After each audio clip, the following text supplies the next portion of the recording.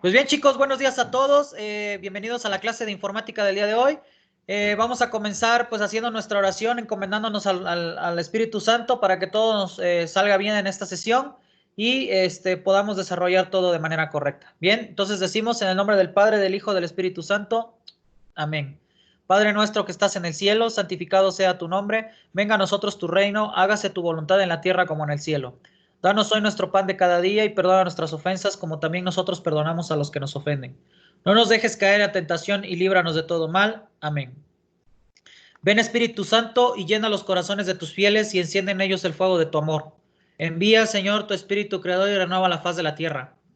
Oh Dios, que has iluminado los corazones de tus hijos con la luz del Espíritu Santo, haznos dóciles a tus inspiraciones para gustar siempre del bien y gozar de su consuelo. Por Cristo nuestro Señor. Amén. Cristo Rey nuestro, venga a tu reino. Virgen prudentísima María, Madre de la Iglesia, ruega por nosotros. En el nombre del Padre, del Hijo, del Espíritu Santo. Amén. Pues bien, chicos, vamos a comenzar con nuestra sesión del día de hoy. Permítanme, les voy a compartir mi pantalla para que vayamos viendo la presentación que vamos a utilizar el día de hoy.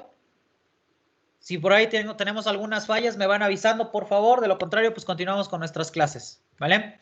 Bien, pues el día de hoy vamos a abrir la última unidad con la que vamos a trabajar en nuestro curso de Informática 3, ¿sí? Que es, la sexta unidad se llama Pensamiento Computacional, ¿sale? Nuestros aprendizajes esperados primeramente, pues es entender esa parte del pensamiento computacional, cómo es que, en qué consiste, cómo se lleva a cabo, en qué nos beneficia, por qué tener ese pensamiento presente y siempre tratar de utilizarlo en la mayor medida o la medida de lo posible, ¿no? Otro de nuestros aprendizajes esperados pues es elaborar un diagrama de flujo usando adecuadamente los símbolos que representan estructuras de de programación avanzada como ciclos, subrutinas, etcétera, para optimizar un algoritmo. Bien, chicos, pues vamos a comenzar. Ya saben, planteando algunas interrogantes para poder iniciar nuestra sesión, ¿sí? Primero que nada, vamos a plantear estas preguntas que son, ¿qué es un algoritmo?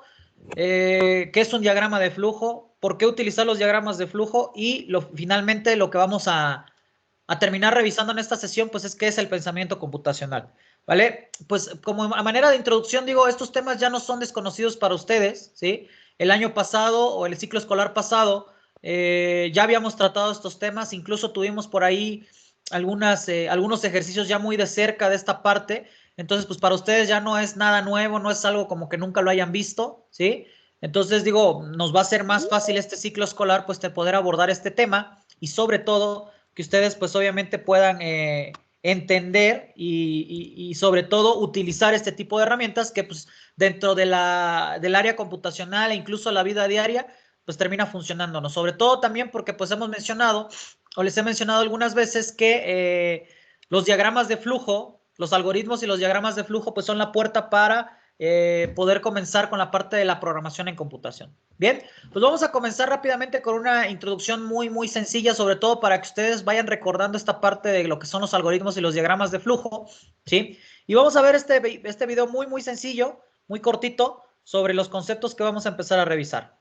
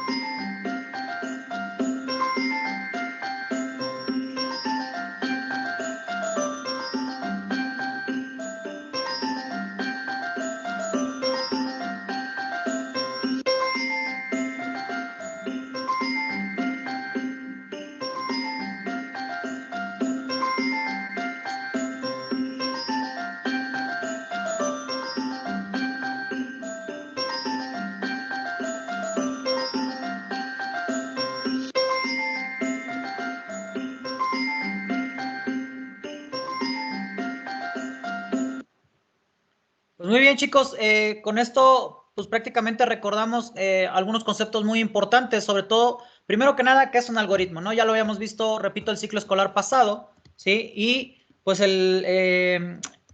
un algoritmo no es más que un conjunto de pasos, ¿sí?, estructurados para resolver un problema. Digo, ahí en el video tenemos un concepto un poquito más diferente, más formal, pero pues yo trato de resumir ese concepto de una forma un poco más sencilla, sobre todo que sea más entendible para todos nosotros, con palabras pues más ad hoc a nuestro nivel, ¿no? Entonces, ¿qué es un algoritmo? Repito, es un conjunto de pasos, ¿sí?, estructurados para resolver un problema planteado, ¿sale? Y segundo, ¿qué es un diagrama de flujo? Pues un diagrama de flujo no es más que la representación gráfica de la solución de un algoritmo. Básicamente van de la mano estas dos herramientas. ¿Por qué? Porque el algoritmo, pues como tal, es la solución y el diagrama de flujo, pues es la representación de esa solución, ¿sale? También, como pudimos ver en el video, pues el diagrama de flujo no única y exclusivamente es un tema que ¿cómo les puedo comentar? La computación, o sea un tema exclusivo de la computación. Digo, también hay otras disciplinas donde se utiliza este tipo de herramientas, ¿ok? Bien, vamos a comenzar entonces ya hablando directamente de lo que es un diagrama de flujo y vamos a ver este video muy sencillo también donde nos enseña cómo elaborar un diagrama de flujo, que vuelvo a repetir, para ustedes no es nada nuevo, ¿sí? Simplemente es recordar esa parte. Diagramas de flujo. Un diagrama de flujo es una manera de representar un algoritmo que sigue una metodología para resolver un problema. En los diagramas de flujo, como son gráficos, utilizamos los símbolos estándar norteamericanos regulados por la ANSI, A-N-S-I, que más adelante veremos los más importantes o los más usuales. Para la construcción se tiene que seguir 3 pasos, que son los siguientes. El primer paso es el análisis. En el análisis, básicamente se tiene que ver lo necesario para resolver ese problema. Por ejemplo, si es matemático, fórmulas, operaciones, o aunque no sea matemáticos, también tenemos que ver en el análisis el orden, la ejecución, las fórmulas, las asignaciones, entre todo lo que involucre el problema. Es uno de los pasos más importantes. Como segundo paso tenemos la construcción, que se refiere a cómo se organizará gráficamente. Normalmente se usa el top-bottom, left-right, que significa que la construcción tiene que ser de arriba hacia abajo y de izquierda a derecha, como las flechas lo indican. Y como tercer y último paso tenemos la prueba de escritorio, que simplemente trata de hacer pruebas para ver si funciona. Se va siguiendo la construcción con una prueba de escritorio, que más adelante van a entender un poco de cómo se hace con ejercicios, que los links siempre están abajo en la descripción del video. Y ahora veremos los símbolos ocupados en los diagramas de flujos bajo los estándares ANSI, que son los que ocuparemos. Primero tenemos a que sirve para identificar el inicio y el fin del proceso, que es donde empieza, y generalmente la palabra inicio o fin se pone dentro del símbolo para indicar cuándo es el inicio y cuándo es el final de nuestro proceso. Este es el símbolo que representa la operación o la actividad, que sirve para representar las tareas, ya sean operaciones o actividades relativas al procedimiento de la solución del problema. Este símbolo representa al documento, que es cualquier documento, formato o cualquier escrito que se recibe, elabora o envía por parte del programa para hacerle saber al usuario si necesitas algún valor o qué procedimiento seguir. Este símbolo nos representa la decisión y este símbolo nos sirve para indicar que existen dos alternativas, las cuales se pueden seguir dependiendo de alguna comparación o precisamente una decisión. Este es el símbolo que representa el almacenamiento, o también se le denomina archivo, que nos sirve para depositar permanentemente un documento, valor o información dentro de un archivo. Por ejemplo, si queremos saber el radio para sacar, por ejemplo, el área, en documento escribiríamos da el radio de la circunferencia y el valor de R con este símbolo nos indica que se guarda en tal variable. En los siguientes videos haremos ejercicios.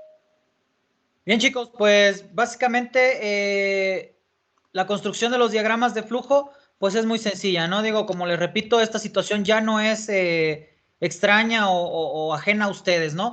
Pues vamos a recordar algunos conceptos importantes de lo que nos acaba de mencionar este video. La parte de la institución, la ANSI, ¿sí?, que es una institución americana que se encarga de estandarizar la parte de los símbolos de los diagramas de flujo. En algún momento también ya habíamos hablado de que los diagramas de flujo es una forma estandarizada de representar algoritmos. Y cuando hablamos de una forma estandarizada, estamos hablando de que al ser un estándar, en cualquier parte del mundo los símbolos significan exactamente lo mismo, ¿sí? Lo único que cambia, obviamente, pues es el lenguaje con el que se expresa, ¿sale? Pero básicamente los símbolos significan lo mismo en cualquier parte del mundo. Y esa institución que se encarga de regular esta parte de la estandarización, pues es la ANSI, ¿sale? Bien, hablamos también de algunas reglas para la construcción, digo, y son reglas muy importantes que se deben de seguir y que debe de cumplir todo diagrama de flujo, ¿no? Primero, pues el análisis, ¿no? Que básicamente es decidir cómo voy a resolver mi ejercicio, ¿no? Cómo voy a resolver el planteamiento del problema que me están presentando, ¿no?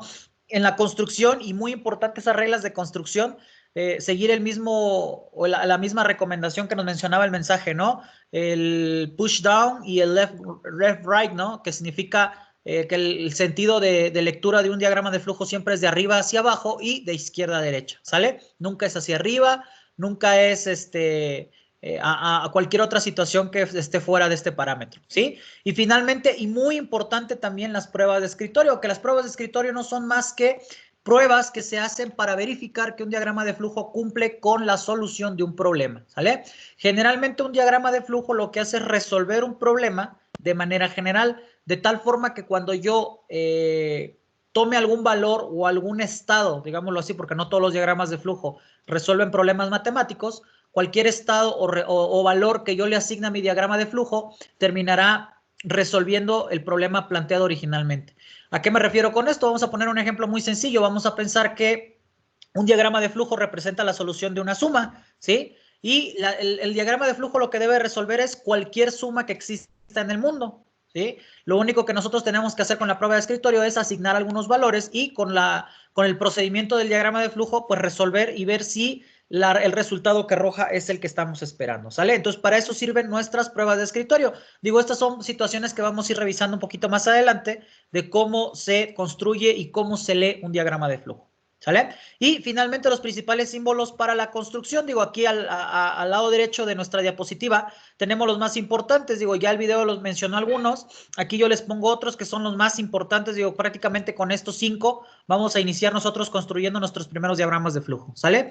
El primer símbolo, el del, pues, algunos lo representan como un óvalo, otro como un rectángulo con esquinas redondeadas, digo, va a cambiar un poquito el diseño, pero básicamente representa lo mismo, inicio o final, ¿sale? Generalmente dentro de todos estos símbolos se utilizan palabras que ya vamos a ver más adelante y que, repito, tampoco son pues ajenos a todos ustedes, ¿sale? La flecha o línea de flujo pues es la que me va indicando hacia dónde se va dirigiendo o cuál es el flujo de los datos o de la información dentro de nuestro diagrama de flujo, ¿sale?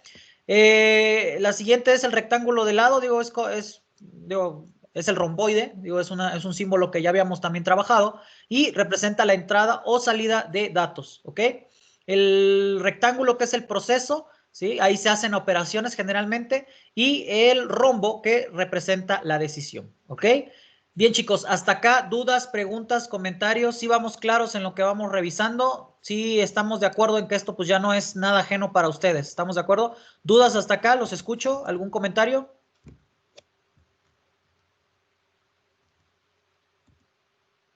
Bien. Muy bien, pues vamos a continuar, chicos. Bien, vamos a hablar de nuestro primer ejemplo.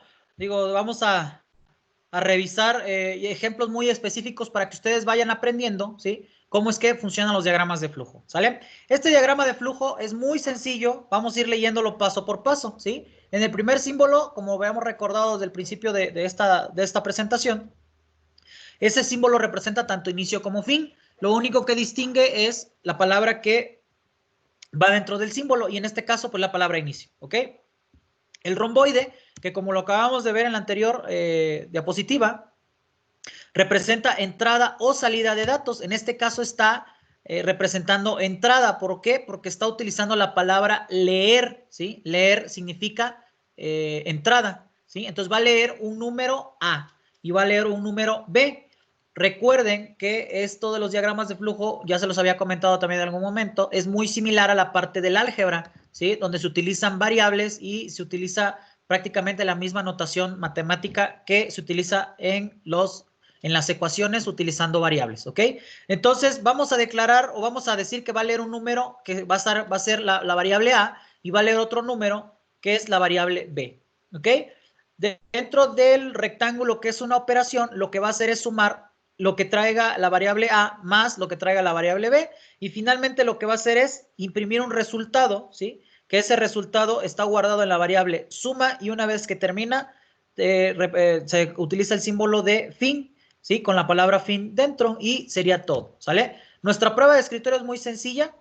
Vamos a leer números, ¿sí? Como lo dice ahí. Por ejemplo, el 5 y el 8, ¿sale? En el siguiente paso lo que hace es sumar lo que trae A y B, que en este caso son 5 y 8. Hace la suma 5 más 8 y, imprime el resultado, que es 13, ¿ok?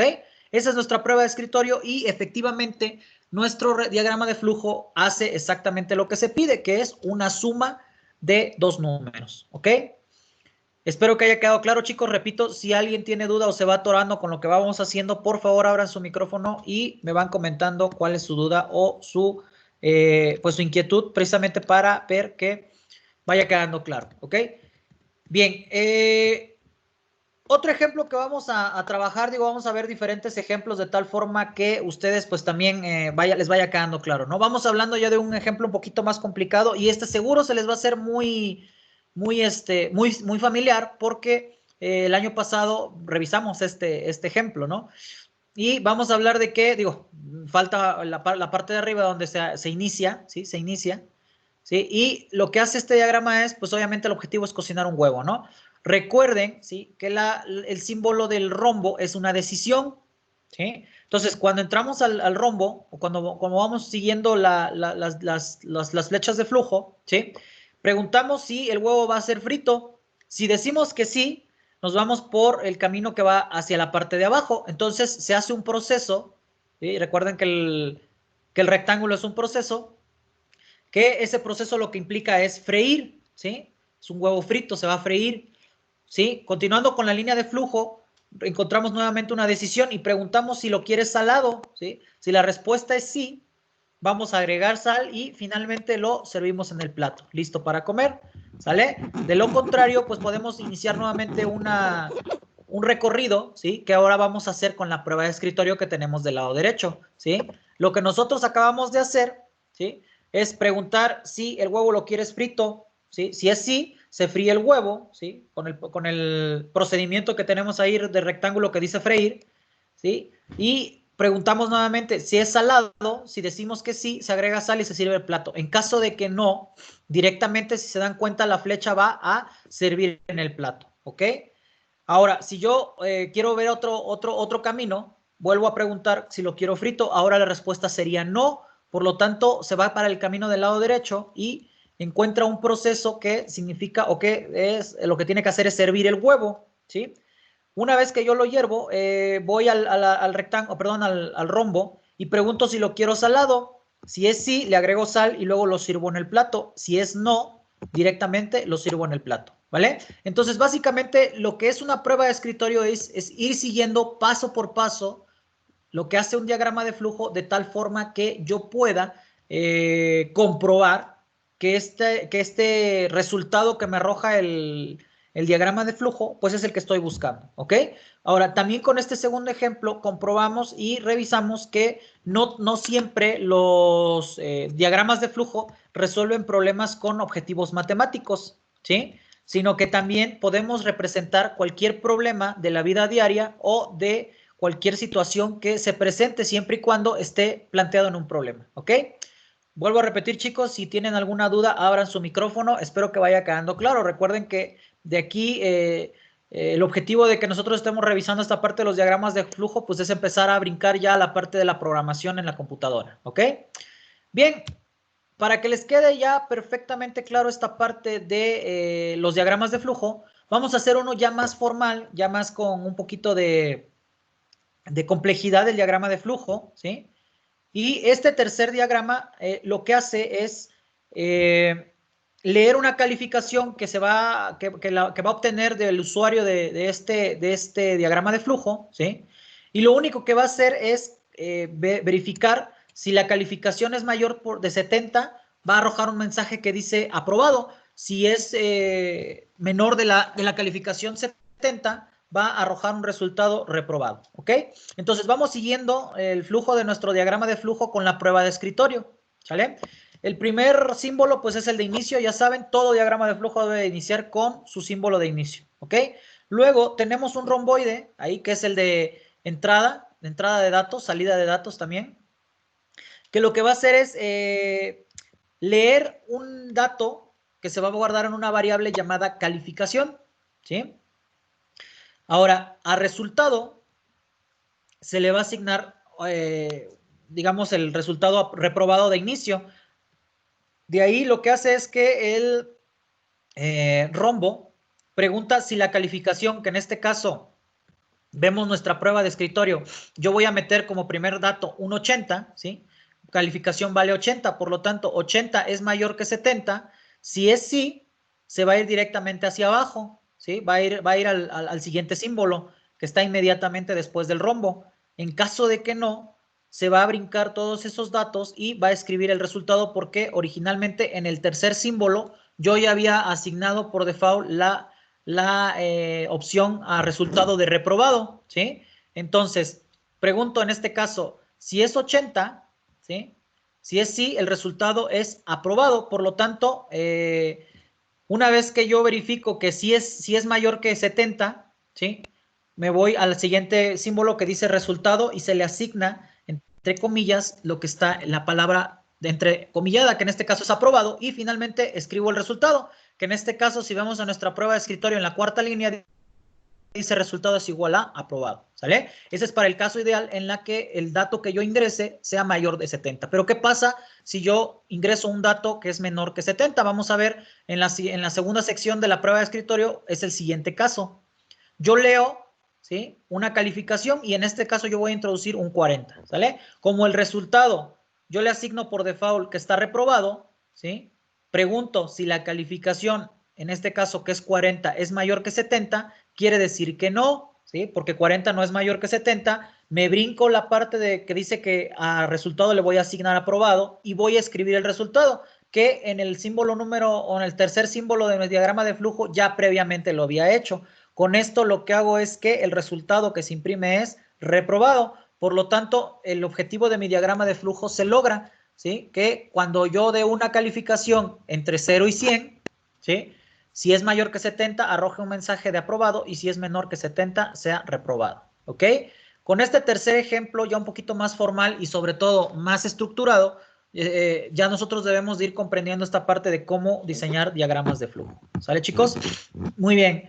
Repito esto, me estoy yendo un poquito más rápido porque sé que ustedes ya lo hemos visto en alguna sección del curso presente y sobre todo en el final del curso anterior, que ya tienen ustedes nociones de lo que es un diagrama de flujo y sobre todo lo que es la programación en la computadora, ¿vale? Bien, chicos, para ir ya cerrando nuestro tema, ¿sí? Vamos a ir respondiendo algunas de las, bueno, ya hemos respondido algunas de las preguntas o planteamientos del principio, ¿sí? Pero vamos a ir cerrando la siguiente, digamos, el siguiente cuestionamiento que es muy importante de por qué utilizar diagramas de flujo, ¿sí? Ahora, primeramente, digo, voy a leer la definición o el argumento formal como tal. Dice, desde el punto de vista de la programación educativa, si fomentamos el uso del diagrama de flujo, vamos a conseguir adoptar un pensamiento computacional o lógico de manera más natural antes de programar, lo que les comentaba desde el principio de la sesión, ¿sí? El objetivo de utilizar todo este tipo de herramientas es buscar finalmente pensar de la forma que las computadoras lo hacen y no por el hecho de que una computadora sea perfecta o que una computadora no se equivoque, sino que muchas veces esa forma de resolver problemas de la computadora nos puede ayudar en el día a día de tal forma que podamos cometer la menor cantidad de errores, porque al final de todo, pues digo, hay muchas situaciones en las que el factor humano pues influye mucho y sobre todo es determinante. A veces las computadoras no tienen, no a veces, siempre las computadoras pues son máquinas, no tienen sentimientos, no tienen esa situación de poder evaluar situaciones en las cuales el factor humano es muy importante, ¿sí? Pero de igual forma, repito, el pensamiento computacional nos ayuda a resolver ciertas situaciones de manera muy exitosa. Digo, la tasa de resolución de problemas sin error y sin consecuencias de las computadoras, pues es muy alto, ¿no? Entonces digo, deberíamos de aspirar a tener esa estructura de resolución de problemas, ¿vale? Ahora, para ir formalizando esta parte, y por eso lo dejé hasta el último para que vayamos entendiendo bien este concepto, finalmente, ¿qué es el pensamiento computacional? Porque digo, yo lo pude haber definido desde el principio de nuestra sesión, pero ya, al final digo, yo creí pertinente explicar toda esta parte de los diagramas de flujo, de lo que es los algoritmos, para que nosotros hagamos sentido de lo que es un pensamiento computacional, ¿sí? Y finalmente, el pensamiento computacional implica resolver problemas, diseñar sistemas y comprender el comportamiento humano, haciendo uso de los conceptos fundamentales de la informática. Es decir, que la esencia del pensamiento computacional, ¿sí?, es pensar como lo haría un científico informático cuando nos enfrentamos a un problema, ¿sí? Ahora, básicamente, con palabras un poquito más entendibles para nosotros, lejos de las definiciones formales, ¿sí?, de palabras pues bastante ciertamente complicadas, pues básicamente el pensamiento computacional es ese, ¿no? Resolver problemas de manera estructurada, de manera ordenada, de manera que no tengamos que andar brincando de un lado para otro sin sentido. Si se dan cuenta, un diagrama de flujo es muy estructurado, lleva un flujo muy correcto, muy definido, ¿sí? Cosa que muchas veces nosotros, en la resolución de problemas diarios, pues no es una práctica común entre nosotros, ¿no? Entonces, es importante que cuando se trate de hablar de computación, de matemáticas, de materias de ciencias exactas, se utiliza esta parte del pensamiento computacional porque la resolución de problemas es mucho más sencilla si tú piensas de una forma mucho más organizada y mucho más estructurada, ¿sí? De hecho, repito, esto del pensamiento computacional es muy importante en la vida diaria porque si nosotros aplicamos mayormente esta parte de la resolución de problemas de esta forma, ¿sí?, de tu vida diaria, pues obviamente que la resolución de los problemas se vuelve mucho más sencilla. ¿Por qué? Porque no es lo mismo, por ejemplo, vamos a pensar en un dibujo, no es lo mismo empezar a pintar un pie de un monito y luego pinto la cara y luego pinto un brazo y luego pinto, o sea, empiezo a pintar por todos lados sin sentido, ¿sí? A que tú empieces a pintar estructuradamente, primero una área, luego otra, luego combino colores, o sea, esa es la parte en la que un diagrama de flujo o un algoritmo me permite estructurar mi resolución de problemas, ¿ok? Chicos, hasta acá, dudas de lo que son un diagrama de flujo, lo que es un algoritmo, lo que es el pensamiento computacional y sobre todo, y lo más importante que me interesa que ustedes aprendan, además de cómo hacer un diagrama de flujo, es por qué pensar de la forma como nos los está sugiriendo esta información y sobre todo, por qué es tan destacable la parte del pensamiento computacional. ¿Dudas, jóvenes? Los escucho. ¿Alguna pregunta, comentario? Los escucho, chicos. Vamos a ver. Christopher, ¿alguna duda? No, no, No, no, ninguna. Desde el ninguna. año Desde el año pasado ya pasado sabía. ya sabía. ¿Verdad que sí? Sí, pues es que ya no es un tema que sea desconocido para todos nosotros. Perfecto. Muy bien, gracias, Christopher. Bien, chicos, pues si digo, si no queda ninguna duda, pues vamos a ir trabajando de esta parte. Repito, si se dieron cuenta, pues la verdad es que me fui un poquito rápido en la parte de no me detuve mucho en estar definiendo lo que es un diagrama de flujo, lo que es un algoritmo, los símbolos, fue muchísimo más rápido que el ciclo escolar pasado, que obviamente pues era la primera experiencia que teníamos con diagramas de flujo, ¿sale? En la medida de que vayamos avanzando esta parte, pues obviamente el objetivo final de todo esto es que nosotros pues ya empezamos a tratar con lenguajes de programación. En este caso, pues como siempre les he comentado, la puerta de entrada a la programación en computadoras pues es el lenguaje C, y ya les había yo comentado cuál es la relevancia de aprender este lenguaje. Pues nada más y nada menos que el lenguaje C es prácticamente en lo que está programado muchas de las cosas que ustedes utilizan diariamente. Por decir un ejemplo muy sencillo, casi todos los sistemas operativos que utilizan en sus computadoras, si no es que la mayoría está programada en mayor medida en lenguaje C, tienen muchas partes importantes escritas en lenguaje C. Windows, que es el sistema operativo que más utilizamos, gran parte de su núcleo, de su kernel que se le llama, está programado en este lenguaje, ¿sí? Linux es base en lenguaje C y oh sorpresa, ¿qué creen? Android también tiene una base de lenguaje C, por lo tanto es muy importante este lenguaje, ¿ok, chicos? Pues bien, si no hay más dudas, pues vamos a proceder a mencionar la actividad que el día de hoy va a quedar pendiente para ustedes para el resto de la semana, ¿sale? Van a diseñar un diagrama de flujo para calcular, o más bien para resolver este problema. Hay que calcular el salario de un trabajador, ¿sí? En este se proporciona como datos de entrada el número de las horas trabajadas por semana y el pago por hora ordinaria, ¿sí? O sea, el pago por hora ordinaria significa que es cómo se paga la hora de manera normal, ¿sale? Ahora, cuando estamos hablando de horas extra, ¿sí? Cuando el trabajador labora horas extra, ¿sí? Se define como el excedente a 40 horas. Todo lo excedente a 40 horas se va a tomar como horas extra y estas se van a pagar al 50% más de lo que se paga una hora normal, ¿sale? Entonces, básicamente lo que ustedes tienen que hacer es diseñar un diagrama de flujo donde se pueda resolver el problema de calcular el salario total de un trabajador, ¿sí? Los datos de entrada que ustedes van a tener son tanto las horas trabajadas pues de cierto trabajador que vamos a utilizar, ¿sí? Como el pago por hora de manera normal, ¿vale? Ahora, este cuadrito que ven en la esquina inferior derecha es una solución propuesta, obviamente con palabras. Esto ustedes lo van a transformar en diagrama de flujo. Esto que dice aquí la solución, pues ya básicamente está en un 60% resuelto el ejercicio, es simplemente convertirlo a los símbolos correspondientes, ¿vale? Entonces dice la solución, debemos de tomar en cuenta que el número de horas trabajadas puede ser 40, menos de 40 o más de 40. La condición, aguas con esta palabra, la condición, recuerden que hay un símbolo para diagramas de flujo que representa condición. La condición evalúa si las horas son ordinarias, o sea, son horas normales. Esto es, si son menores o iguales a 40. De lo contrario, el excedente a 40 horas, ¿sí? Son horas extra o horas extraordinarias. El salario se calcula con base en el resultado de la condición planteada, ¿sí? Entonces, ahí está prácticamente en el enunciado del cuadrito cómo es que ustedes tienen que estructurar su diagrama de flujo. Lo único que tienen que hacer, repito, es convertir estos enunciados o estas oraciones que estamos viendo, ¿sí?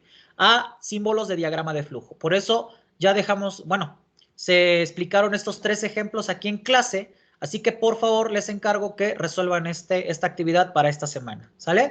La herramienta de diseño pues es libre. Yo les sugiero el editor de texto, digo, también vamos a aplicar algo que nosotros ya habíamos aprendido, ¿sí? Que es a dibujar diagramas de flujo, sobre todo en Word, que es ya lo que hemos revisado en el laboratorio. O sea, ya todo el mundo sabe que todo está en esta parte de, en la ficha insertar, en la pestaña que dice autoformas, le dan clic y en la parte de abajo de toda esa lista de autoformas que van a ver, hasta abajo están los de diagramas de flujo. Digo, nada más para hacer un recordatorio, ¿sí? Entonces, lo ideal es que ustedes lo hagan de manera electrónica, de tal forma que me envíen un documento digital donde ustedes dibujen la solución, ¿sale? La entrega, como siempre, es por aula 24 horas y también por Classroom para aquellos que prefieren esta plataforma. ¿Ok, chicos? Digo, como comentario, como pues nota final de esta actividad, les voy a pedir por favor que no desistan, no tiren la toalla tan rápido. Digo, en este tipo de situaciones como el pensamiento computacional, obviamente pues la mayoría de todos nosotros pues no es un pensamiento en el cual nosotros estemos familiarizados y cuesta un poco de trabajo tomarlo. Por lo tanto, ¿a qué voy con lo que estoy diciendo? Yo les pido que por favor todos ustedes intenten hacer una solución de esta parte. No importa si ustedes consideran que está mal, que está incompleta, etcétera. Ustedes mándenme lo que puedan componer o lo que puedan, perdón, más bien resolver de tal forma que yo la próxima clase lo voy a resolver, obviamente, pero pues lo ideal es que ustedes vayan viendo y comparando el pensamiento o el razonamiento que ustedes tuvieron para resolver este ejercicio y compararlo con la solución definitiva, de tal forma que ustedes vayan corrigiendo esa parte y, repito, obtengamos ese resultado que estamos buscando, que es que ustedes perfeccionen esa parte del pensamiento computacional. ¿Sale, chicos? ¿Dudas de la actividad? ¿Sí queda perfectamente claro qué es lo que tienen que hacer y cómo lo tienen que hacer? Si no, aclaren sus dudas para que podamos irnos tranquilos de la parte de que ya sepamos qué actividad tienen para esta semana. ¿Dudas, chicos? ¿Los escucho? ¿Todo bien? Bueno, chicos, pues en este caso, como están bien participativos, pues vamos a avanzar entonces. Muy bien, les queda esta actividad para esta semana. ¿Sale, chicos? Pues no me queda más que agradecerles su asistencia a la clase y pues vamos a cerrar nuestra clase como todas las veces, como Dios manda, y sobre todo dándole gracias a Dios de que nos permitió estar en esta sesión y que todo saliera de manera correcta. ¿Sale, chicos? Entonces decimos en el nombre del Padre, del Hijo, del Espíritu Santo. Amén. Señor, te damos gracias por todos los beneficios recibidos, a ti que vives y reinas por los siglos de los siglos. Amén. Cristo Rey nuestro, venga a tu reino. Virgen prudentísima María, Madre de la Iglesia, ruega por nosotros. En el nombre del Padre, del Hijo, del Espíritu Santo. Amén.